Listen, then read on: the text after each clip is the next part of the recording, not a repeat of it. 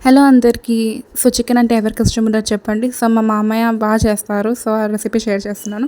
ఫస్ట్‌గా ఒక కడాయన లేకపోతే బొగన తీసేసుకొని కొంచెం ఆయిల్ వేసేసుకొని ఆనియన్స్ బాగా golden brown colour onion paste బాగా గోల్డెన్ బ్రౌన్ కలర్ వచ్చే వరకు వెయిట్ చేసి అందులో అల్లం వెల్లుల్లి పేస్ట్ చేసి బాగా కొంచెం గోల్డెన్ బ్రౌన్ కలర్ వచ్చే వరకు కొంచెం ఆయిల్ బయటకు వచ్చే వరకు వెయిట్ చేయాలి. దాని తర్వాత పచ్చిమిరపకాయలు, దాని తర్వాత పుదీనా, టమాటో, కసూరి మెతి వేసి కొంచెం బాగా మగ్గనివ్వాలి టమాటోస్ని. తర్వాత మళ్ళీ మూత తీసేసి దాంట్లో చికెన్ వేసేసుకొని కొంచెం పసుపు, కొంచెం కారం, ఉప్పు, క్రిస్టల్ సాల్ట్ యూస్ చేస్తే టేస్ట్ అనేది బాగా వస్తుంది.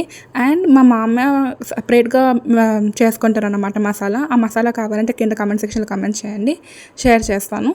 సో, బాగా కొంచెం వాటర్ వేయకుండా పెరుగు వేసేసి కొబ్బరి పొడి వేసేసి బాగా ఇది చేయాలి. అంతే.